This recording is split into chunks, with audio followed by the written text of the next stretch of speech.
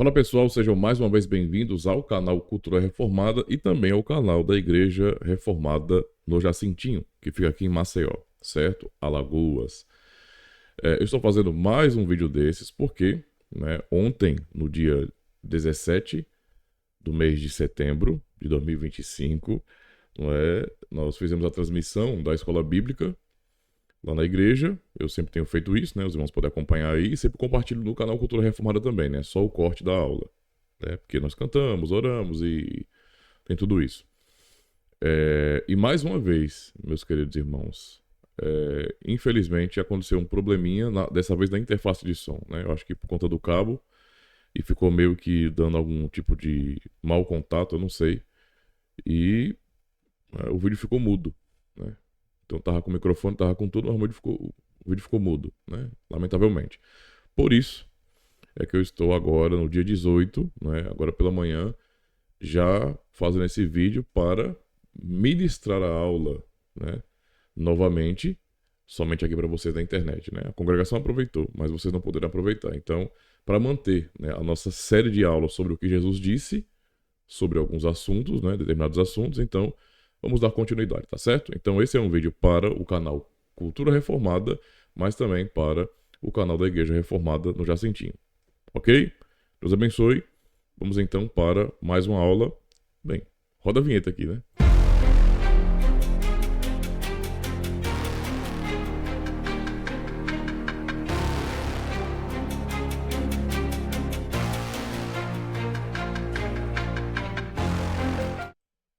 Bem, deixa eu de novo garantir que não vai dar problema.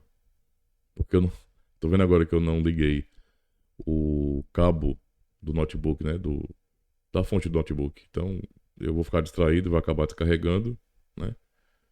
E aí vamos perder tudo. Então, para evitar isso aí, espera um pouquinho.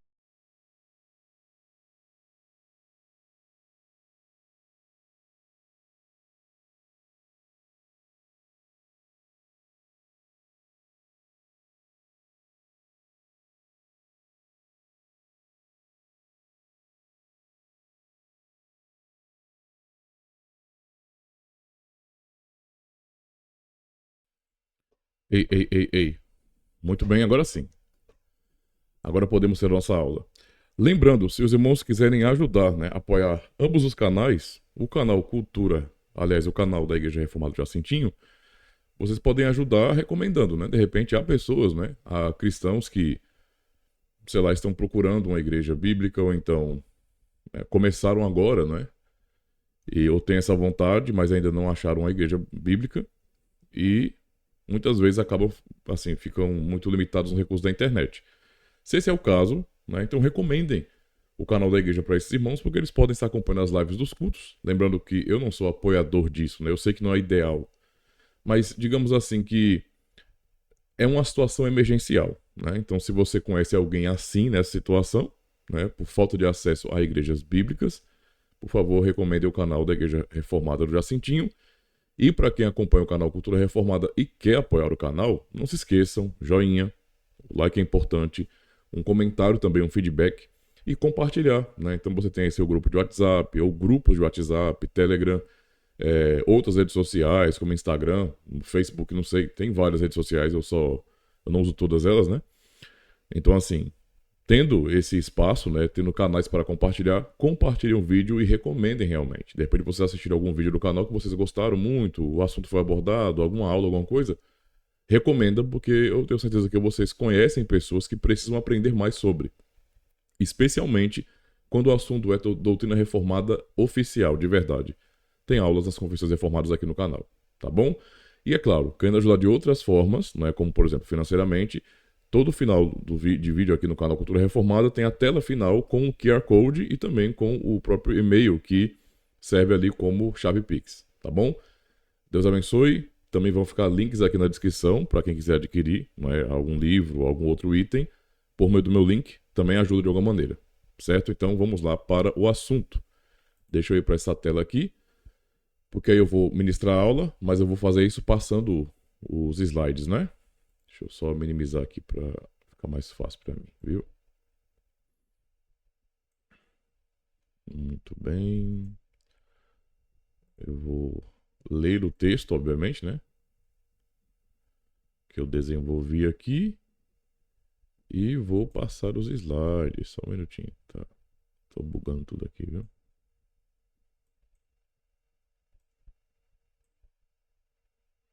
Aí.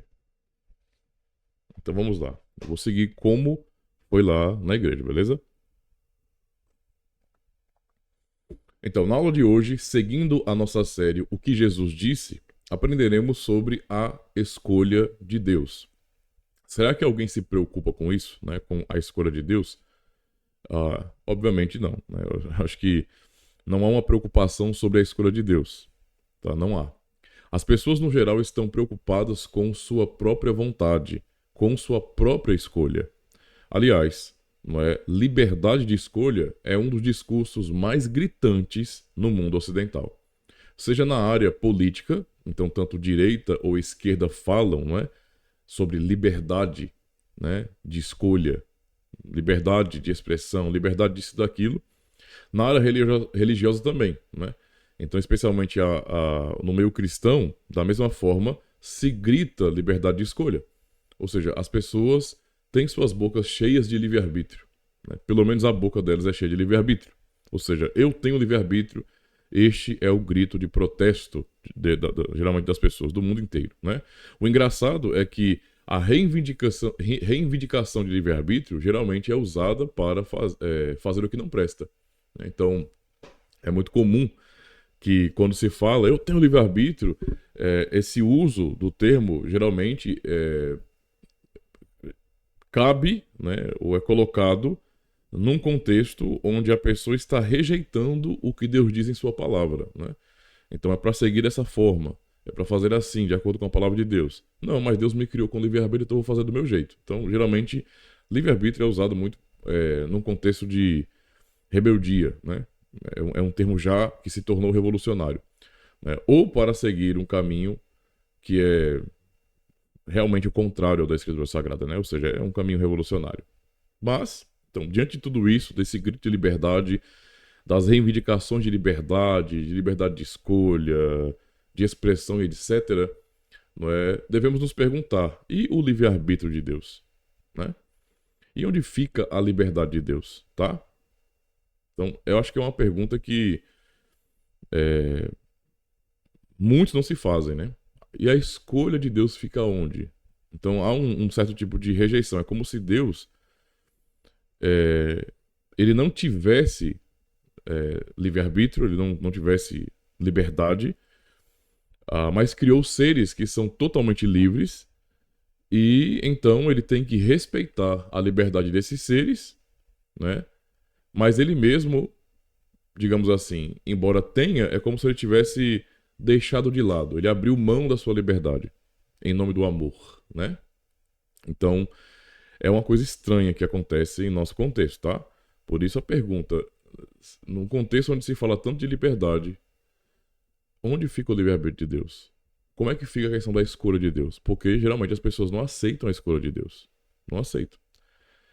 Então, continuando aqui. Bem, somos uma geração antropocêntrica, humanista, pois nos postamos do mundo como deuses soberanos que realizam suas vontades acima de tudo.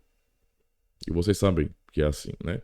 Desde aqueles que não são declaradamente cristãos, a qualquer um que faça parte de alguma instituição ou tradição cristã, que são sinergistas, né? Pensam assim. Eles no fim são isso. Eles entendem desse jeito, tá? Que eles têm o poder de decidirem, de alterarem o próprio destino, tá? Então, não é mais sobre o que é certo, mas sobre o que eu quero.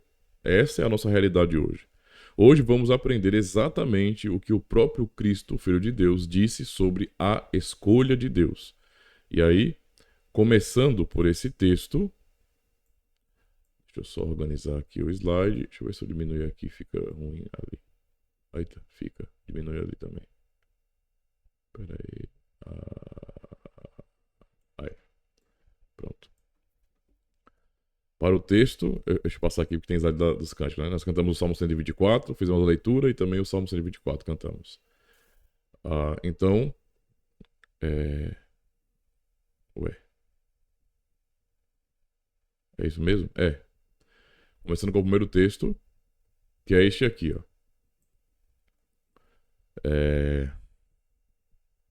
Mateus 11, 25 a 26. Então, naquele tempo, respondendo Jesus, disse: Graças te dou, ó Pai, Senhor do céu e da terra, que ocultaste essas coisas aos sábios e entendidos e as revelaste aos pequeninos.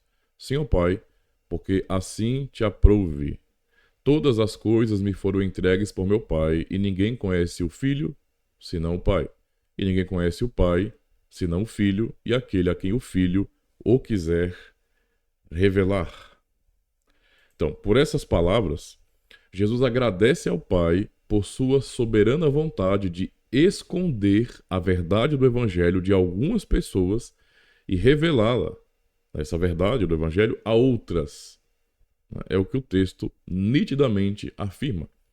E Jesus agradece por sua escolha, que é justa. É assim que Cristo trata a escolha de Deus, olha só. Né? Então o texto é muito claro com relação a isso. A causa da vontade de Deus não é encontrada no homem, mas em Deus somente. Já que, como Cristo disse, sim, Pai, pois assim foi do teu agrado, assim te aprouve. Né? Ou seja, esta é a vontade de Deus, isso agradou a Deus. Revelar o evangelho a uns, não é? E ocultar o evangelho a outros. Esta é a vontade do Senhor. É claro que qualquer pessoa que tenha uma mente, né, uma cosmovisão sinergista, não consegue aceitar essa verdade, né? Por várias razões. Eu penso que a primeira razão é mais importante porque talvez, né, ou é muito provável que esse indivíduo que é conscientemente sinergista, ele não é crente, ele nunca foi regenerado, né? Não é um indivíduo salvo em Cristo. Ele é cristão naquele sentido mais externo, cultural, né? De agregação, ou porque ele absorveu uma religiosidade cristã, culturalmente cristã. Mas ele não tem fé de fato, né? É plenamente possível você estar no contexto cristão sem você ser cristão de verdade. Apesar de que a sua cultura é cristianizada, não é? Ou a sua cultura ela é cristã também, mas é só no nível cultural. Não é no nível real de fé. Entende? É possível acontecer. Então, gente que tem dificuldade com isso, mesmo quando o próprio texto da palavra do Senhor diz, né? Provavelmente é o tipo de pessoa que nunca conheceu a Cristo de verdade, tá? E raciocina a Escritura primariamente de maneira filosófica. Quando eu digo isso, eu não estou pensando em escolas de filosofia específicas. Eu sei, né? Até um irmão comentou recentemente que o calvinismo é essencialmente filosófico. Bem, ele foi desenvolvido, obviamente, de maneira filosófica, mas o propósito central do calvinismo sempre foi e sempre será expor as Escrituras, né? Explicar as Escrituras. E para tanto, não é, se faz uso também da filosofia, obviamente, né? Então isso é óbvio. Mas não tem como base a filosofia, não é, que usa a matéria-prima da teologia, que é a Bíblia. Não, primeiro é a teologia, primeiro é a Escritura Sagrada. E depois é que vem a filosofia como recurso que vai auxiliar na própria interpretação. Vamos ser honestos com relação a isso. A entender conceitos. É dessa forma que eu entendo, né? Então, é aí, beleza? Há pessoas que simplesmente não creem. Tá? Então elas não têm a premissa da glória de Deus. Elas não têm a premissa de que toda a sua teologia, todo o seu pensamento tem que visar a glória de Deus. Não é? E porque essa pessoa não pensa assim por ser humanista, como é comum na sociedade ocidental hoje, né? Lamentavelmente, então a maneira como ela vai pensar sempre vai enfatizar as liberdades humanas. O pensamento ocidental é revolucionário, infelizmente, tá? Não existe uma cosmovisão cristã cultivada realmente no Ocidente, infelizmente, tá? Digamos que a era de ouro do cristianismo, entendo o que eu quero dizer aqui, passou, né? Infelizmente, a cosmovisão cristã é algo reservado a indivíduos que são poucos na sociedade, mas não é o que domina a sociedade. É a visão humanista e também pagã, né? Obviamente. Então, uma coisa está ligada à outra. Então, mais uma vez, a causa da vontade de Deus não é encontrada no homem, tá? Mas em Deus somente. Como Cristo disse, sim, ó Pai, pois assim foi do teu agrado. Portanto, Jesus diz, não é? E ninguém conhece o Filho senão o Pai, e ninguém conhece o Pai senão o Filho, e aquele a quem o Filho o quiser revelar. Tá claro? Não é o que o texto da palavra do Senhor diz? Então, importante, irmãos. Então, segundo a vontade do Pai, Jesus, o Filho, faz com que alguns conheçam, não é, o Pai, revelando a eles. Então, notem bem, tá? Segundo a vontade do Pai, essa é a vontade de Deus, né? Jesus, o Filho, faz com que alguns conheçam o Pai, revelando a eles, trazendo-os cansados e sobrecarregados para junto de si. Geralmente, quando se olha para o texto de Mateus 11, a ênfase toda está a partir do verso 28. Né? Vinde a mim, todos que estão cansados e sobrecarregados. E mais uma vez, a leitura que se faz desse texto desconsidera o contexto, desconsidera a maneira de raciocinar que a própria Escritura nos dá. Né? A construção do texto bíblico, não é, pelos autores humanos, inspirados pelo o autor divino, que é o próprio Deus, nos mostra de maneira muito clara, no seu próprio contexto, quem são estes cansados e sobrecarregados que vão até Cristo, que irão até Cristo infalivelmente. Né? Tudo mostra ali. Até mesmo porque Cristo já está dizendo de maneira muito clara que aprove a Deus, que foi a vontade de Deus, revelará uns e ocultará outros. Ora, quem irá até Cristo? Quem vai até Cristo? Quem vai ouvir o chamado? Quem são aqueles cansados e oprimidos, né, que vão até Cristo para serem aliviados de suas cargas e serem salvos? Encontrar paz e descanso. Né? Aqueles a quem o Filho revelar. Né? Aqueles que receberam, não é, a revelação do Evangelho. De verdade, né? Aqueles que foram apresentados ou receberam a revelação de Deus. Os demais não. Tá? Então é o que vem do Senhor. Não é causado pelo ser humano. Tá? Ou seja, os demais, pegando esse princípio aqui, né, de Mateus 28, lembrem de João 10. João 10 é muito claro. Enquanto você tem nos demais evangelhos e nas cartas falas muito mais objetivas, diretas, mas muitas vezes você tem tanto parábolas como explicações um pouco mais complexas, digamos assim. No Evangelho de João, você tem declarações simples, objetivas, que não tem como você chegar a conclusões diferentes do que você está vendo ali. E que, obviamente, se você interpretar de maneira distinta do que você está vendo ali, é você fazer inferência ao texto e você distorcendo o texto. Não é? O que é grave, porque é heresia, certo? Então, por exemplo, em João 10, 27, nós vemos bem assim: as minhas ovelhas ouvem a minha voz e eu conheço-as e elas me seguem. Estes são os cansados, sobrecarregados que vão ouvir esse chamado de Cristo. Tá? Essa é a grande realidade. Os demais não são ovelhas. Então, isso é muito, muito nítido nos evangelhos. Veja, as minhas ovelhas ouvem a minha voz e eu conheço-as. E elas me seguem. Não é um tipo de obra aleatória. A vontade de Deus não foi uma coisa aberta como pensam os sinergistas, né? Cristo na missão de, no fim, tentar salvar. Não. Ele veio de maneira muito direcionada, né? Objetiva. Ele sabe quem são as suas ovelhas. Todas elas. Todas as ovelhas. Tá? Espalhadas pelo mundo inteiro. Ele conhece. Certo? Os demais, então, não são ovelhas. Então, Jesus não lhes revela o Pai. Jesus só revela o Pai às suas ovelhas. Ele não revela o Pai a todas as pessoas, aqueles que não são ovelhas, mas somente às suas ovelhas. Essa é a vontade, essa é a escolha de Deus. Né? Essa é a escolha de Deus. Certo? Ele não lhes concede a fé salvadora, mas os entrega à sua incredulidade obstinada. Como diz no verso 26 agora: mas vós não credes porque não sois das minhas ovelhas, como já vos tenho dito. Então, tanto Jesus deixa muito claro que as suas ovelhas, que ele conhece, ouvem a sua voz e seguem. Aqueles que não são ovelhas, eles também não creem, porque não são ovelhas. Né? Então, não há nada além da escolha de Deus que possa convencer uma pessoa. Alguém só escolherá, né, a Cristo se Deus o Pai escolheu aquela pessoa. Né? Então, a causa, para os irmãos entenderem, né, por exemplo, a base para você entender o porquê que uma pessoa não escolhe, não quer, não crê, é porque, em primeiro lugar, aquela pessoa não é uma ovelha de Cristo. É simples assim. Não é. Entende? Essa é a base.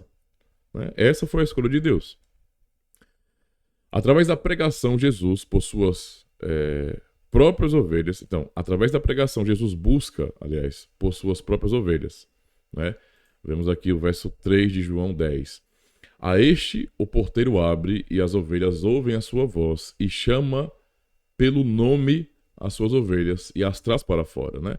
Então, essa maneira de falar, né, de Cristo aqui, bem ilustrativa, bem numa linguagem de parábola, digamos assim, está nos mostrando de maneira muito clara que o pastor, né, e a moral da história é que ele é o pastor.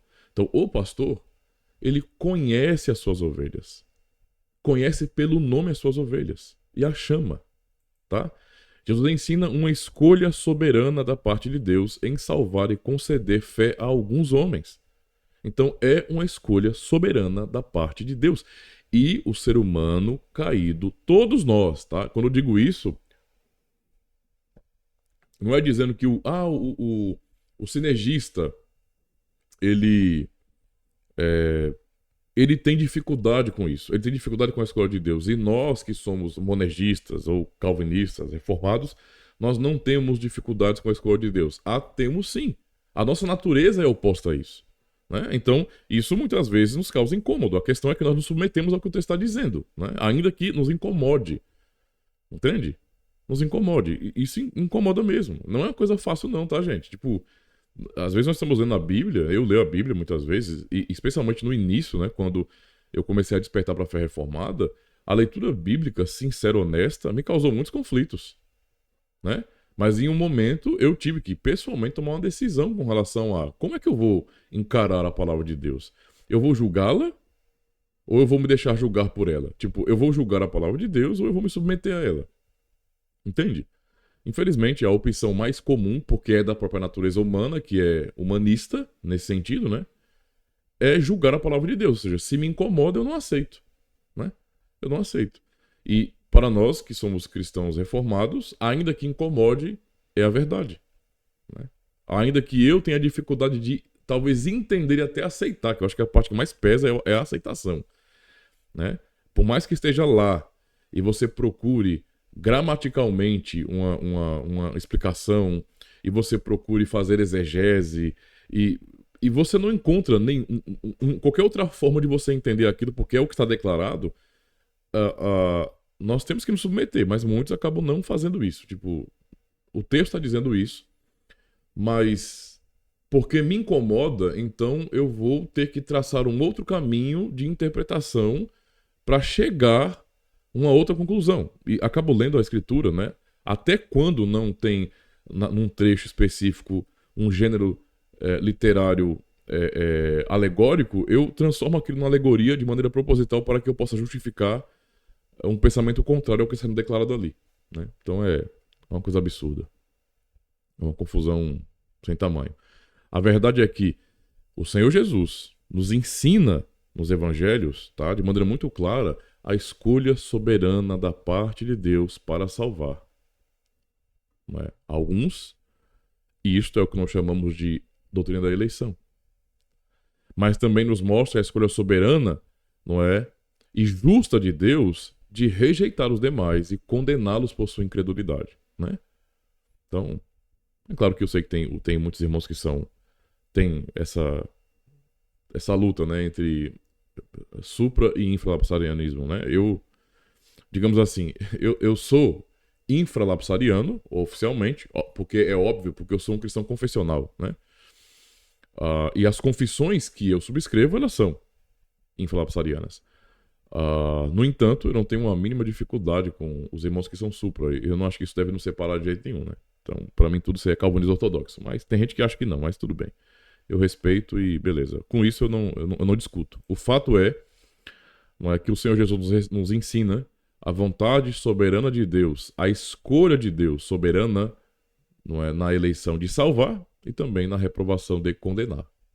Então, em harmonia com a determinação do Pai, Jesus pregou às pessoas através de parábolas, né? Então, quando inquirido pelos seus discípulos da razão para agir assim, ele aponta para o profeta Isaías. E vamos ler aqui o texto de Isaías 6:10, mas só para poder pensar um pouco sobre isso, né?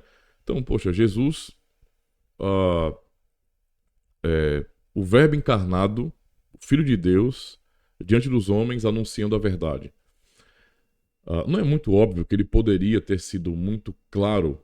Nós lemos muitos textos, na verdade, das falas de Cristo, né, que são claríssimos, que são assim nítidos. Você lê e não tem dificuldade de interpretação, né? É uma hermenêutica declarada. Está claro ali. Está claro. Não tem como você ir para um outro caminho. É o que está ali mesmo. Não há nada que, sei lá, que seja complexo de você entender. Mas há muitos outros textos, não é, que nos mostram a maneira como ele falou com aquelas pessoas naqueles dias, que foi uma maneira que trouxe, né, que trazia ali uma dificuldade de compreensão, né? E o que nós aprendemos aqui é que isso foi proposital, né? E os discípulos, eles percebem isso. Quer dizer, pelo menos eles vão questionar isso. Eles não percebem que foi proposital, ou percebem, mas eles perguntam, porque é uma coisa estranha. Tipo, para nós o Senhor fala de maneira tão clara, mas quando é para os outros, o Senhor fala por parábolas. Parece que o Senhor, de propósito, torna a coisa mais difícil, né? Mais complicada de entender. Então eles questionam, né? E Jesus usa justamente o texto de Isaías, né? E ele é o autorizado, ele é a própria palavra encarnada, né? Explicando e aplicando o texto que já tinha sido escrito, revelado. Então, Isaías 6:10, engorda o coração deste povo e faz-lhe pesados os ouvidos e fecha-lhe os olhos, para que ele não veja com os seus olhos e não ouça com os seus ouvidos, nem entenda com o seu coração, nem se converta e seja sarado, tá? E Jesus então explica o propósito preentendido por Deus, ou seja, ele vai fazer a aplicação disso nos evangelhos. Então, Marcos 4, e verso 11 e 12, ele fala: e ele disse-lhes, né, respondendo um pouco o que ele fala por parábolas: a vós vos é dado saber os mistérios do reino de Deus. A vocês, isso é dado a vocês. Mas aos que estão de fora, né, os que não fazem parte, né, os que estão de fora, todas estas coisas se dizem por parábolas, para que vendo, vejam e não percebam, e ouvindo, ouçam e não entendam, para que não se convertam e lhes sejam perdoados os pecados. Eu sei que isso é um pouco chocante se você aprendeu a vida inteira na sua congregação que a vontade do Senhor é salvar cada indivíduo indiscriminadamente. Cada indivíduo. Tá? E que no fim, se cada indivíduo não for salvo no final, é por culpa desses indivíduos. É porque eles não quiseram ser salvos. Porque a escolha deles determina tudo. E é claro, né, os que não serão salvos, eles não querem. Mas eles não só não querem, eles também não podem. E não é a pretensão, a vontade de Deus de salvá-los, porque se fosse, Deus salvaria. Então, quando você não aprende isso, muitas vezes lidar com a palavra de Deus é um pouco chocante. É uma coisa estranha, né, irmãos? Porque eu sei que é muito comum que até cristãos reformados, eles façam uma divisão bem assim, olha, para vocês entenderem, né? Que é uma divisão que eu não faço, que é essa aqui, olha. É uma divisão que vale para a época da reforma, mas não vale para hoje, para mim. Para mim não faz o menor sentido hoje, tá? Dessa forma. Por exemplo, não, é porque, assim, tem os católicos romanos e tem os evangélicos. Os evangélicos, eles conhecem a Bíblia, eles realmente, né, eles têm uma fé consciente. Não, isso já foi verdade, não é mais, acabou, morreu. Tá? Morreu. O evangelicalismo se desenvolveu não biblicamente. Né? O que moldou o evangelicalismo não foi a mesma coisa que moldou as igrejas reformadas no século XVI e XVII. Não é a mesma coisa, tá? É totalmente diferente. Tanto é que evangélico é uma coisa, para mim, de maneira muito clara, distinta, não é de reformado. Há quem não queira fazer a distinção, mas eu faço questão de fazê-la, porque para mim é muito óbvio, né? Então, assim, e por conta disso, o desenvolvimento do evangelicalismo, da cultura evangélica, cultura evangelical, eu sei que é possível fazer uma justiça, digamos assim, fazendo uma separação entre evangélico no sentido histórico, digamos, né? Porque tem igrejas evangélicas no sentido histórico, e tem as igrejas evangélicas que elas são fruto de cisões e, sei lá, trabalhos independentes, e tem muitas igrejas assim, né? Que no fim elas seguem uma linha batista, uma linha misturada entre batista e um pensamento carismático, pentecostal, etc. Tem uma confusão muito grande, né? Isso gerou muita coisa ruim. Então o fato é, essa cultura evangelical que se desenvolveu, ela não se desenvolveu tendo como base a escritura para regular tudo, né? Ela se desenvolveu a partir de todo tipo de revolução ideológica na sociedade, né? E revolução ideológica, né? Ideologias são não só políticas, mas são religiosas, né? Então tudo isso afetou, né? Então as pessoas elas não vão direto ao texto sagrado e elas são guiadas pelo próprio contexto onde elas estão. Por exemplo, existe uma confiança, parece que está todo mundo hipnotizado, né? Porque existe uma confiança cega nos líderes, nas intenções das pessoas, e pouca ênfase se dá ao próprio texto. E o nível de hipnose é tão grande que mesmo tendo o texto em mãos e olhando para o texto, essas pessoas simplesmente elas não entendem. É como se elas só conseguissem ler palavras-chave que concordam com o que elas já têm aprendido no próprio contexto. E aí, quando essas pessoas elas são levadas ao próprio texto da escritura para fazer uma leitura honesta, direta, objetiva, elas se chocam com um texto como esse. Eu já cansei. Veja, eu sou um pastor reformado. Eu já fui pentecostal. E é muito comum, então, que eu tenha uma facilidade de conversar com pentecostais porque eu já estive lá, né? E portanto, eu posso entender as motivações, né? O porquê penso daquele jeito, porque eu já pensei. E também sei muito bem que certas coisas, certas explicações que pretendemos dar não vão funcionar para a mente deles, né? Não vai funcionar. Não é porque são ignorantes em relação a... Não é falta de inteligência, não tem a ver com isso. Tá? É muito mais do que isso aí, não tem a ver com isso. Uma pessoa pode ser muito inteligente, muito bem informada, e mesmo assim ela ter camadas culturais, não é, na sua mente, uma cosmovisão que a impede de compreender a verdade que está clara ali, né? Ou pode ser simplesmente um indivíduo que nunca creu, não é uma pessoa salva de verdade e, portanto, não vai entender de jeito nenhum, né? Isso é óbvio. Mas essas pessoas, às vezes, elas chegam à congregação, a uma igreja reformada, essa é a experiência que eu tenho, tá? Né? E elas ficam chocadas. Por quê? Porque elas sempre passaram por esses capítulos, mas nunca viram isso. Eu, inclusive, para vocês irmãos terem uma ideia, eu já, para ajudar irmãos, né, que vêm desse contexto pentecostal e que às vezes acabam aprendendo erroneamente, né, que tudo o que não parece pentecostal, carismático, evangelical, necessariamente é catolicismo romano, né? E por conta disso, essas pessoas, elas meio que, batiza criança, catolicismo romano. Tem liturgia, catolicismo romano. Credo no culto, catolicismo romano. Catecismo, tudo. Infelizmente é assim, tá? Esse é o nível de capacidade que tem o evangelical. E por conta disso, eu, ao invés de ir direto, por exemplo, vamos para catequese, né? E catequese no catecismo mesmo, que é o que nós usamos para poder instruir as pessoas, né? Nas doutrinas, né? E assim apontar para a escritura. Então eu deixo de lado as confissões para algumas pessoas, porque elas já vêm com esse preconceito. Há pessoas que são mais abertas, elas têm uma mente um pouco mais aberta para entender, estão sedentas por conhecimento, mas há uns que vêm que tem, você nota que já tem uma certa resistência. Então a estes aí, eu primeiro, eu procuro fazer uma leitura bíblica com eles, né? Aulas onde nós vamos ler somente a Bíblia, e eu peço que eles me digam o que está escrito ali. Leiam e me digam o que está escrito aí. Sem ter uma dificuldade de expressar, de explicar. Isso já é um problema muito sério. Mas eu forço isso ainda na mente dessas pessoas para que elas possam ler o texto bíblico. Aí depois que elas leem e chegam a conclusões ali, não é? E quando leem com honestidade chegam à conclusão certa, quando são crentes de fato, aí sim, pronto.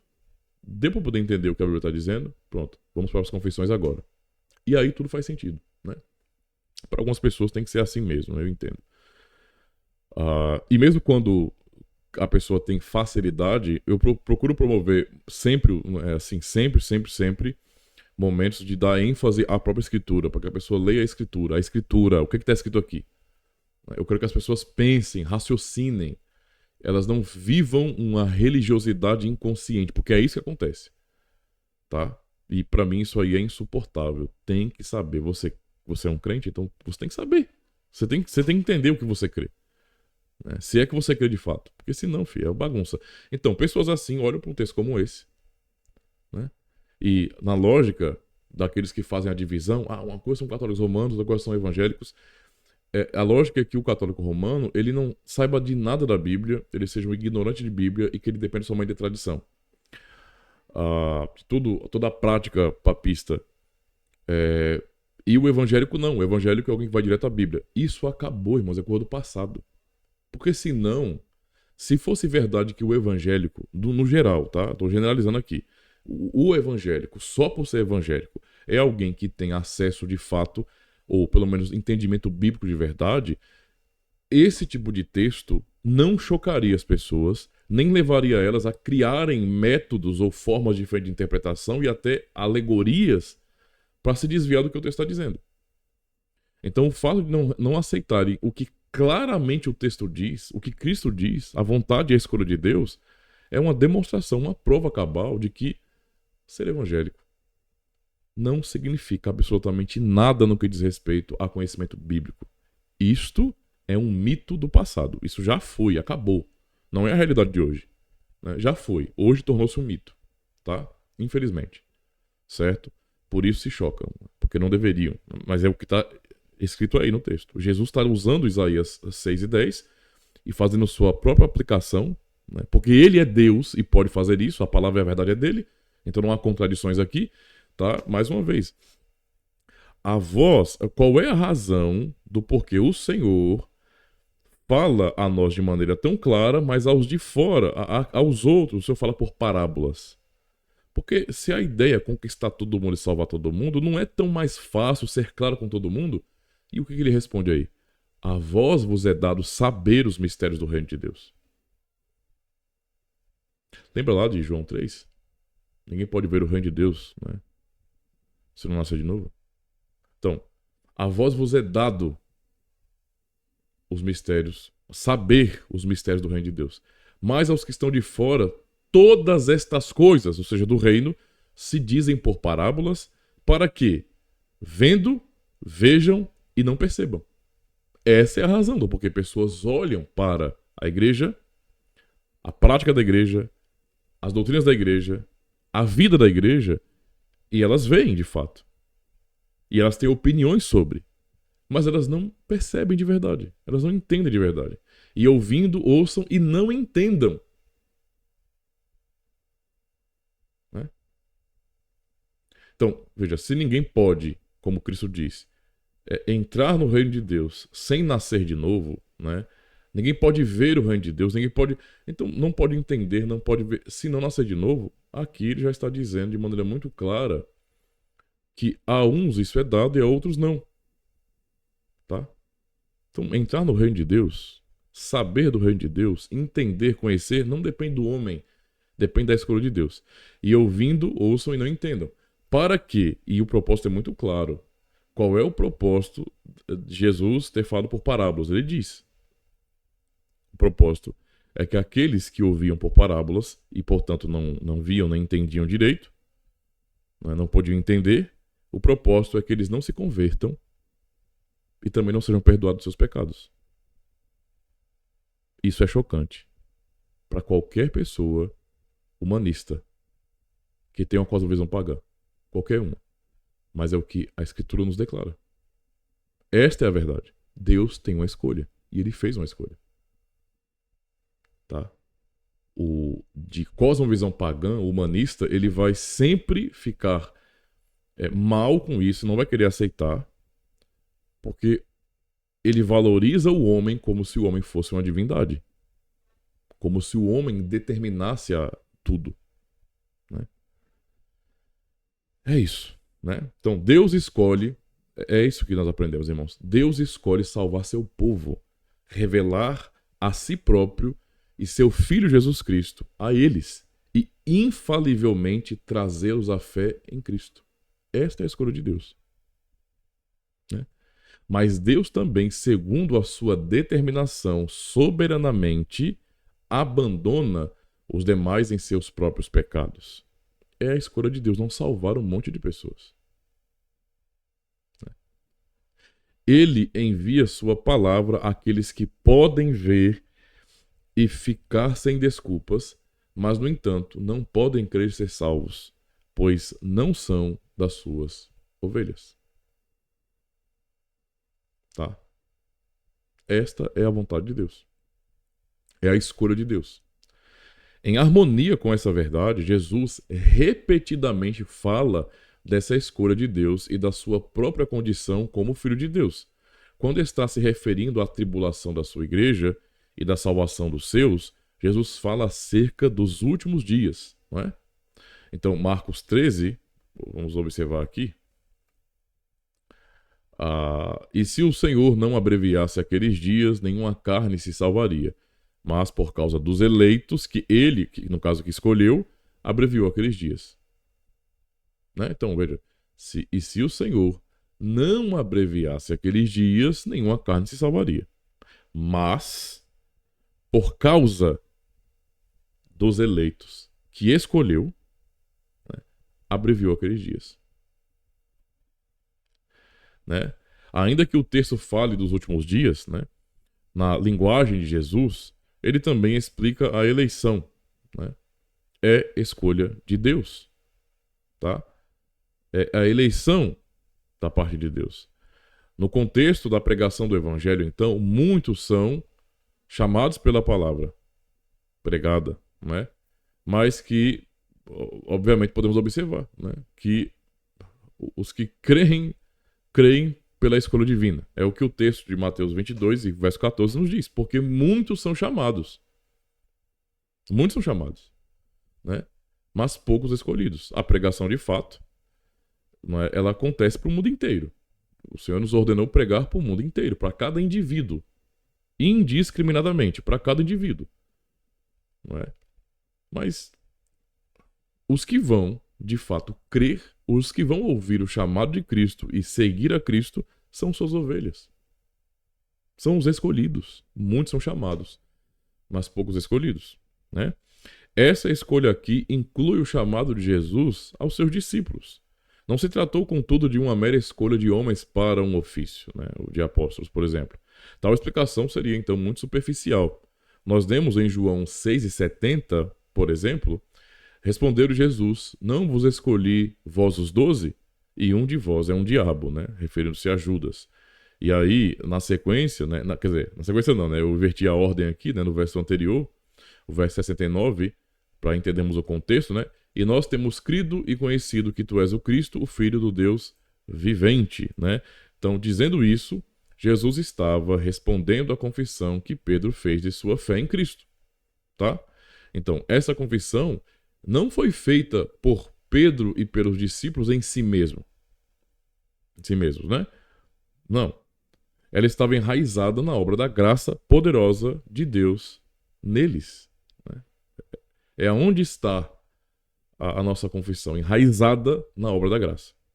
Jesus fala acerca dessa mesma confissão em outra ocasião, quando diz a Pedro. Jesus pergunta, né, aos apóstolos, e Pedro responde lá: tu és o Cristo, o Filho do Deus vivo. Como é o texto aqui, né, de Mateus 16 e 17. E respondendo-lhe, disse-lhe: bem-aventurado és tu, Simão Barjonas, porque tu não revelou a carne e o sangue, mas meu Pai que está nos céus. Então, não foi obra de Pedro, mas obra soberana de Deus nele. Isto é revelação. Né? Ele não fez essa confissão pelo poder de escolha ou por alguma vontade em sua própria carne, mas pelo poder da graça. Deus o escolheu em Cristo. Tá? Deus o escolheu em Cristo. Então Jesus diz, no verso 16 de João 15: Não me escolhestes vós a mim, mas eu vos escolhi a vós. E vos nomeei, para que vades e deis frutos, e o vosso fruto permaneça, né? A fim de que tudo quanto pedides em meu nome pedides ao Pai, e ele vos conceda. Então, notem bem isso aí. As palavras de Jesus são muito claras. É ele quem escolhe os seus. Os discípulos não fizeram sua decisão por Cristo. Mais uma vez, esse negócio de levar pessoas a uma decisão por Cristo é nada mais do que a manifestação do humanismo, tá? É simplesmente isso. O ser humano determina, ele define, ele decide. Tá? Então, em conformidade com a vontade de Deus, Cristo nos escolheu. O fruto que eles deveriam produzir como seus servos, não é, pela fé e pelo labor do evangelho, também foi seu, também é de Cristo, e não deles, né? Ele os ordenou não apenas a agir, mas também a serem fecundos, e o Senhor providencia. O fruto do seu labor na comunhão da igreja também foi ordenado por Deus em Cristo. Jesus explica a razão para isso, né? Olha a razão para isso. João 17, verso 6. Manifestei o teu nome aos homens que do mundo me deste. Eram teus, e tu nos deste, e guardaram a tua palavra. Então, analisa essa relação aqui. Por que eles guardaram a tua palavra? Porque eram teus, e tu me deste, e eu revelei o teu nome a eles. É isso. Então, darmos fruto, avançarmos na vida cristã, crermos no Evangelho, tudo isso, não é, tem origem e causa em Deus e não em nós. E não em nós. Tá? Eles foram escolhidos e confiados a Cristo e Ele a eles. Isso é verdade não somente em relação aos discípulos, mas em relação a todas as ovelhas de Cristo que deveriam crer pela palavra do Evangelho, como lemos, por exemplo, ainda no capítulo 17 de João, né? Então, verso 20: E não rogo somente por estes, mas também por aqueles que pela sua palavra hão de crer em mim. Então, Jesus é muito claro aqui, né? Na sua oração sacerdotal, ele não roga somente pelos seus discípulos imediatos ali, os apóstolos, os discípulos ali próximos, mas também por aqueles do futuro, aqueles, né, que pela sua palavra, por intermédio da palavra, através da palavra, pela instrumentalidade da palavra, hão de crer em mim. Isso é uma certeza. E aprendemos isso, né? Então pense aí em 1 Coríntios capítulo 1 e verso 21. Aprova Deus salvar os que creem pela loucura da pregação. Romanos 10 e 17, né? A fé vem por ouvir a palavra e a palavra de Deus, né? A palavra de Cristo. Então, tá muito claro o texto, né? E aí, no verso 24, ele fala: Pai, aqueles que me deste, com muita ênfase, Deus deu pessoas a seu filho. Essa foi a escolha de Deus. Deus escolheu pessoas e deu essas pessoas a seu filho para serem salvos por seu filho. Essa é a doutrina da eleição. E Cristo está falando isso de maneira abundante nesse evangelho. Então veja: Pai, aqueles que me deste, quero que, onde eu estiver, também eles estejam comigo, para que vejam a minha glória que me deste, porque tu me amaste antes da fundação do mundo. Né? Então Jesus ensina a escolha de Deus em Cristo para salvar, não é? Para salvação e fé. Trata-se de um falso Cristo, então eu quero que vocês entendam isso. Eu até perguntei isso na aula na igreja, né, para os irmãos, né, o que é um falso Cristo? Porque nós temos muitas vezes hoje caricaturas, né, sobre falso Cristo. Então, por exemplo, você pensa em falso Cristo, pensa aí em Henrique Cristo. Pensa em um outro aí que diz que era Jesus, a reencarnação de Jesus. E outro que nem é daqui, eu acho que é do contexto russo, que diz que é o próprio Jesus ali, né? Cristo voltou a ele, ou sei lá, reencarnou nele, né? Eu tô usando essa linguagem espírito aí porque tem gente que fala assim, né? Entende? Tipo, as pessoas têm caricaturas, né? que chegam até a ser cômicas. Como é que você vai respeitar isso? Embora haja um monte de loucos, né, que seguem esses indivíduos, né? Você vê que a loucura não é uma coisa incomum no mundo, não, tá? Tem surpresa não em loucura, não. Porque um indivíduo diz que é Jesus. Eu sou o Cristo. Eu morri na cruz, eu estou aqui. Não é? Não há nenhuma evidência a não ser o que o indivíduo está dizendo. Não há nada na Bíblia que aponte para isso. É um indivíduo caricato, sabe? É ridículo até. E um monte de gente segue. Um monte de gente segue. Né? Cristo, quando veio, embora houvesse muita incredulidade ao redor dele, os sinais que ele manifestou para mostrar quem ele era eram, assim, irrefutáveis. Né? Causavam espanto. Entende? Então, né? Então, é complicado, né, irmãos? Mas eu perguntei sobre o que é um falso Cristo, por quê? Porque geralmente se associa falso Cristo a essas figuras caricatas. E eu falei, não, na verdade, trata-se de um falso Cristo, não é? Especialmente nos nossos dias, quando há um ensino falso distorcido sobre ele. Então, toda distorção de ensino sobre Cristo é a apresentação, né, de um falso Cristo. Então, por exemplo, eu vou ser bem direto aqui. Quem entende, quem crê de forma sinergista, crê no falso Cristo. Porque essa pessoa, por mais que diga, não, Cristo é o Filho de Deus, é o eterno Filho de Deus, confesse em muitos artigos dos credos, né? Ainda assim, quando o assunto tem a ver com a obra do Filho, a obra de Cristo, essas pessoas vão rejeitar o que o Cristo fez. Então, quando você distorce a obra de Cristo, você distorce o próprio Cristo. Não tem como crer em Cristo e rejeitar sua obra. Se você crê nele, você aceita sua obra também, como ela é, o que ela significa, o que ele fez de fato. Então, quando a pessoa fala que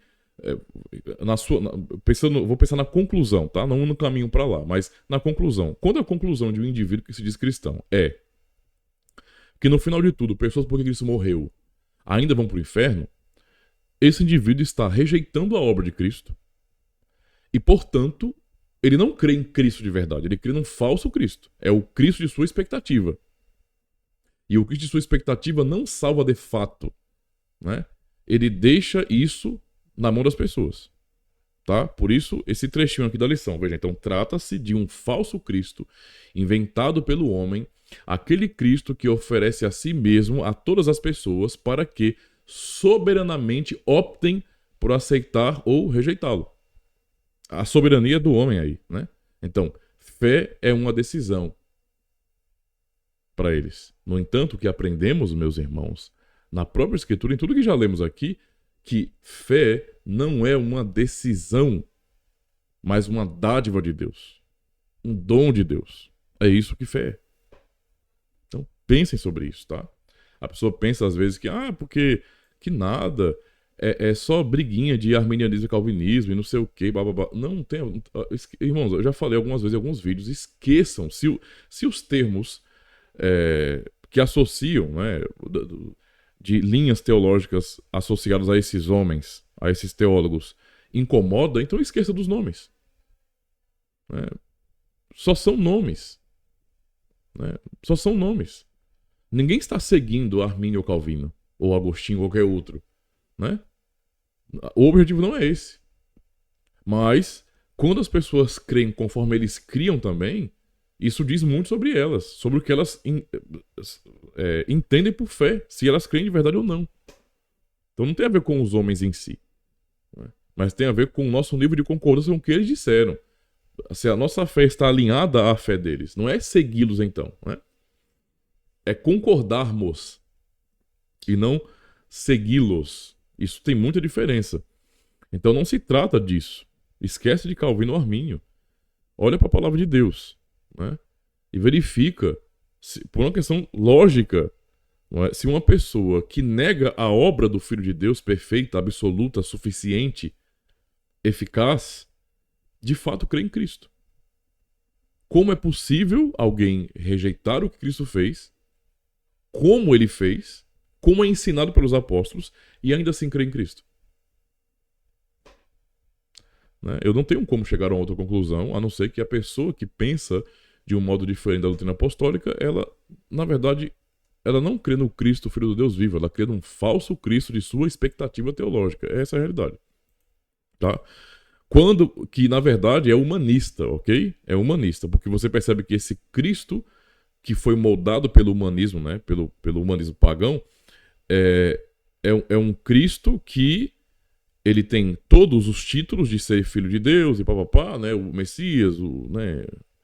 Mas, embora tenha todos os títulos, ele não opera uma obra de salvação perfeita, porque precisa-se deixar o espaço para o ser humano determinar se será salvo ou não pela obra que ele realizou. Isto não é fé bíblica, isso não é doutrina cristã apostólica. Isso é paganismo, isso é humanismo, essa é a realidade. Né?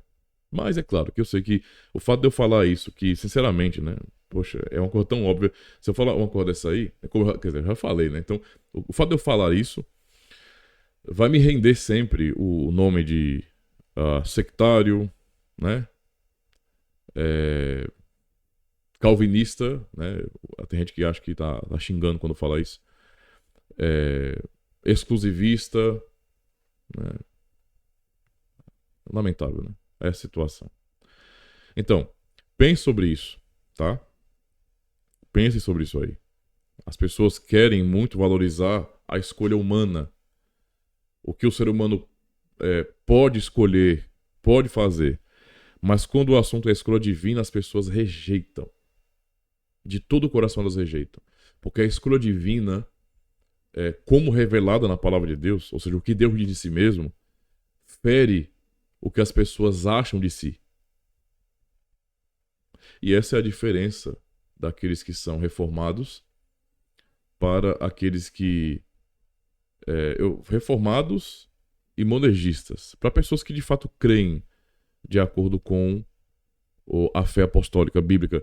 E aí, isso transcende as igrejas reformadas, tá? Quando eu falo reformado, eu não quero limitar apenas os reformados, historicamente falando, mas na verdade é todo cristão genuíno que crê exatamente nas palavras de Cristo, né? Ele sabe muito bem que toda a glória pertence a Deus, que não tem nada que ele tenha feito para constranger Deus a salvá-lo. Mas todos aqueles que, mesmo com o nome de cristãos, negam isso, esses indivíduos nunca chegaram à fé. São humanistas, né? São pagãos transvestidos de cristãos, né? Essa é a realidade. Então, as pessoas elas querem defender as suas escolhas, né? Pegando exemplo simples, né? Quando nós escolhemos alguma coisa, sei lá, um corte de cabelo, uma roupa, um estilo musical, sei lá, compramos alguma coisa. Se alguém chega pra nós e fala assim, olha, não, de jeito nenhum, não faça isso, eu não acho isso bonito, eu não concordo com você, então tira e compra outra coisa. As pessoas geralmente vão defender a sua própria escolha de jeito nenhum. Mas eu escolhi ser isso, eu escolhi fazer isso. Todo mundo é assim, né? Inclusive, ainda mais hoje, nessa era tão revolucionária que é a nossa, onde todo mundo acha que é Deus, né? Eles são feiticeiros, eles acham que com suas palavras eles mudam a realidade, né? Então, não é assim? É o simsalabim do mundo moderno. Eu me sinto mulher, então eu confesso que sou mulher, logo eu sou mulher. Então, eles pensam que as palavras deles têm poderes, né? Mágicos. Eu altero a realidade. Isso é feitiçaria, né? Eu altero a realidade. Com as minhas palavras, sendo eu um homem. Eu me sinto planta, logo sou, porque eu estou declarando isso. Eu sou um Therian, né? Então eu sou um lobo. Então, eu me sinto, né? Porque minha mãe me chamava desde pequenininha, minha mãe me chamava de lobinho. Ai, meu lobinho, né? E aí, eu declaro isso e assumo isso publicamente, logo eu sou. Né? Isso é ridículo. Mas, as pessoas, elas reivindicam o seu direito de escolha. Né? E exigem respeito por sua escolha, né? Especialmente quando elas se sentem proprietárias de algo. Eu faço o que eu quero com aquilo que é meu, né? Eu faço o que eu quero. Mas quando o assunto tem a ver com a escolha de Deus, aí a turma toda rejeita de todo o coração. Aí, sinergistas e os demais que não se declaram cristãos dão as mãos e celebram, né, inutilmente essa falsa divindade humana, né? E aí temos que nos perguntar: de quem é o mundo e todas as criaturas? De Deus, é claro. Como declara o Salmo o Salmo 24, verso 1. Do Senhor é a terra e a sua plenitude, o mundo e os que nele habitam. Ora, Deus não pode fazer o que ele quiser, o que ele quer com o que é dele? É a criação de Deus, tudo é dele. Como que alguém pode questionar Deus nesse sentido? Me diga. Né? É a lógica de Paulo em Romanos 8, né? Em Romanos 9, aliás. O barro questionando o oleiro. Ou seja, é loucura. É coisa irracional. É o ser humano perdendo a noção da realidade e no seu acesso de loucura achando que é Deus. E que, portanto, pode falar cara a cara, olho a olho com Deus. Ridículo. É Perseu chegando no Olimpo e questionando os deuses. Né? Isso é ridículo. É assim, dá pena, sabe? Vamos lá. Que poder foi dado a Jesus, então, ao nosso Cristo? O próprio Jesus responde. Olha lá. João 17, verso 2. Assim como lhe deste poder sobre toda a carne, para que dê a vida eterna a todos quantos lhe deste. Jesus tem o poder de dar vida eterna, e ele faz isso. Ele dá a vida eterna a todos os que lhes foram dados pelo Pai. Como ele fala mais vezes, não é? Nesse mesmo capítulo, e no capítulo 10, e no capítulo 6, e assim por diante. Ou seja, é o ensino do próprio Cristo. Quem disse isso não fui eu, nem Calvino, nem nenhum teólogo reformado, nem Agostinho, ninguém. Nem Ambrósio, nem nenhum pai da igreja. Não. Cristo disse isso. Tá? E aí, e a quem Deus escolheu dar a vida eterna por meio de Jesus Cristo?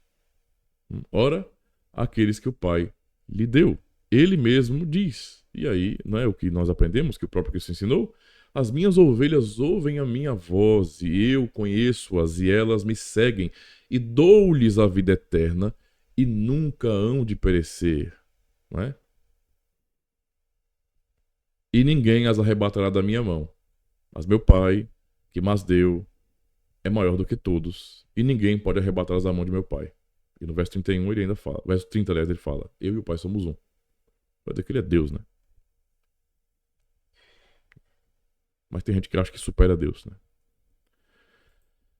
Enfim, o ser humano maluco, né? Então vamos lá. Vamos concluir aqui nossa aula de hoje. Então, eu resumi nessa conclusão, dando ênfase aos irmãos, aos jovens que estavam ali, que nós precisamos ir ao texto bíblico. Tá? Então, é por isso, meus irmãos, que precisamos ir diretamente ao texto bíblico para saber o que Deus diz de si mesmo. Qual é a vontade de Deus? Qual é a escolha de Deus? Se não fizermos isso, se vocês não fizerem isso, vocês estarão à mercê nas mãos de líderes que vão direcioná-los para onde eles querem. Né? Então, não dependam de líderes. Leiam vocês mesmos. Tá? 2. O texto é a revelação de Deus. Mesmo que o que você ler seja chocante inicialmente, lhe cause frustração e até espanto, tipo, como isso sempre esteve aqui e eu nunca vi antes, nunca li. Precisamos conhecer a Deus de acordo com o que Deus revelou de si mesmo, não de acordo com as nossas expectativas, experiências e achismos. Porque adoramos ao Deus de nossa expectativa, porque, então, né, se adoramos o Deus de nossa expectativa, né, o Deus que criamos em nosso imaginário, então não é a Deus que adoramos, mas um ídolo que chamamos de Deus. E isso aqui para mim, isso aqui resume o que se chama de evangelicalismo hoje. Né? O evangelical adora o Deus da sua imaginação. Eu não consigo ver de outra forma, senão que o movimento evangelical é um movimento extremamente idólatra. Ele apenas se disfarça, ele se afasta da estética idólatra papista, mas mantém a sua essência. Né? E isso é pulsante no evangelicalismo, idolatria. Pessoas com várias expectativas não bíblicas de Deus. Isto é idolatria. Tá? Idolatria. E terceiro, precisamos crer em Deus segundo Deus. Olha só. Outra. Como vocês se sentiriam se alguém, não disse, ou dissesse, né, quem vocês são, sem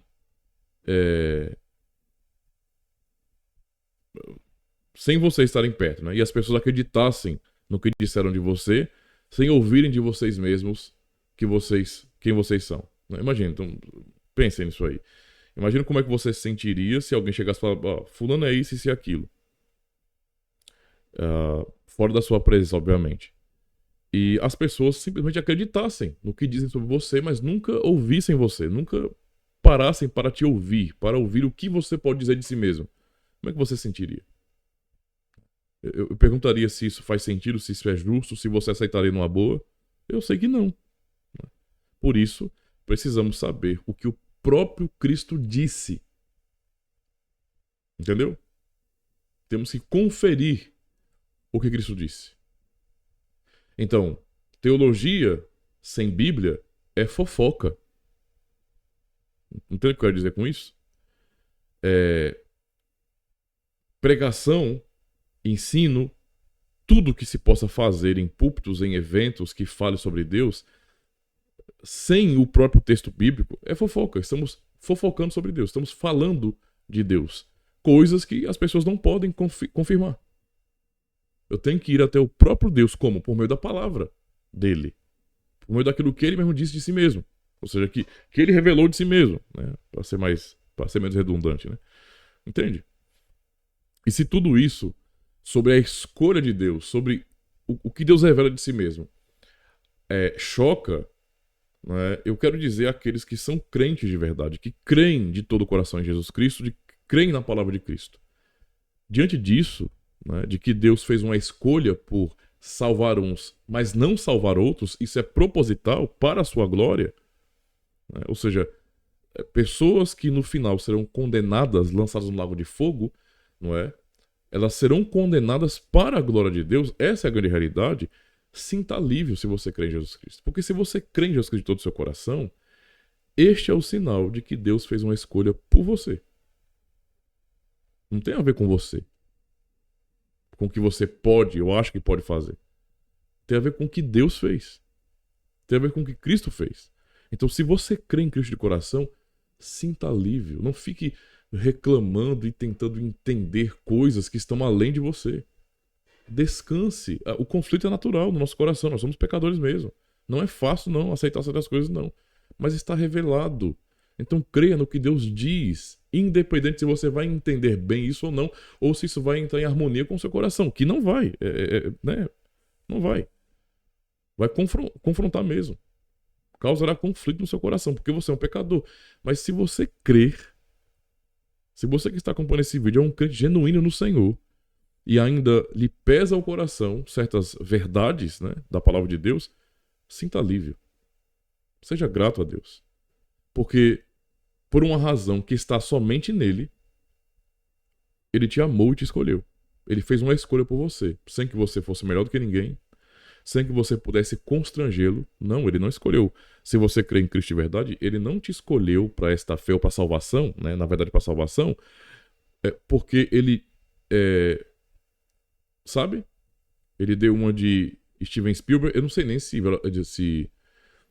De Volta para o Futuro é de Steven Spielberg, eu acho que é, né? Eu acho, me corrija se eu estiver errado. Ele não fez como no filme De Volta para o Futuro, não é? E fez essa lógica de voltar no tempo, mas no caso de se antecipar no tempo com a sua presciência e ver que você escolheria a ele, que creria nele, que obedeceria e usaria bem a luz da natureza, e baseado no que você fez, na sua escolha por ele, ele então escolheria você. Porque isso é ridículo, antibíblico, isso é anticristo, isso é tudo que não presta. né? Porque não tem nenhuma base bíblica isso aí. Isso é humanismo puro, é paganismo puro, né? Não. Ele te escolheu, né? Por ele, para a sua glória. Ele te escolheu por 0 razões em você. Ele te escolheu porque aprove a ele te escolher. Te amar em Cristo. Ele te amou em Cristo.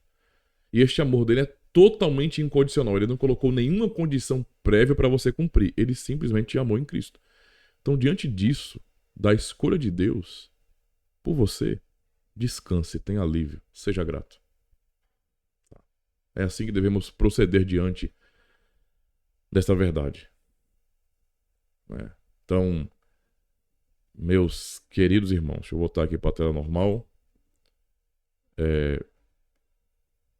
É assim que devemos entender, né? E louvar a Deus por sua escolha graciosa por nós. Porque se cremos em Cristo, né, nós o amamos porque Ele nos amou primeiro. Então, nossa fé procede da eleição. Nossa fé procede desta obra da graça de Deus. E de nada em nós, tá bom? Então, quero concluir aqui, agradecendo aos irmãos pela paciência e acompanhar mais uma aula. Temos, caramba, agora que eu tô vendo 1 hora e pouco, que eu deixei minimizado aqui, eu nem percebi, eu achava que ia dar uns 40 minutos. Que bom, né? Muito conteúdo pra vocês aí. Mas eu realmente peço, né? Se vocês conhecem algum irmão, conhecido de vocês, né? De alguma denominação que vocês percebem que está em conflito por essas questões, que, sei lá, né, está com o coração pesado, com dúvidas. Quem sabe um vídeo como esse, uma aula como essa, não ajuda essa pessoa a clarear um pouco mais a mente dela, né? E claro que tem muito mais conteúdos no canal aqui, né? E no próprio YouTube de outros canais também que são muito úteis e necessários para os tempos de hoje. Então, vamos ajudar, tá bom? Não se esqueçam de dar o joinha, tá? Eu desejo muito que a quantidade de visualizações seja a quantidade de joinhas também. Na verdade, ultrapasse. Então, não tem nem como, né? Se você deu joinha porque você viu. Então, deem joinha, né? O like de vocês é importante, o comentário, o feedback de vocês também. Compartilhar também é muito importante, certo? E apoiar, né? No final agora, QR Code, não é, código Pix ou links na descrição para você também apoiar o canal comprando algum conteúdo nos links, certo? Até a próxima, então, até o próximo vídeo, próxima aula também. Deus abençoe. Fui! Se você chegou até aqui e gostou desse vídeo, então aproveita e se inscreve no canal. Aproveita também e já deixa o seu joinha, porque isso ajuda bastante o canal. E deixa o seu feedback, faz um comentário aí, tá bom? Isso é muito importante, porque mostra engajamento aqui no canal também. E é claro, compartilha o link desse vídeo com todo mundo que você conhece nas suas redes sociais, grupos de WhatsApp, de Telegram, ajuda o canal aí. E se você quiser cooperar, né, para que o canal avance em termos de literatura, então está aqui o Pix. Fique à vontade. Aproveita e assista mais um vídeo.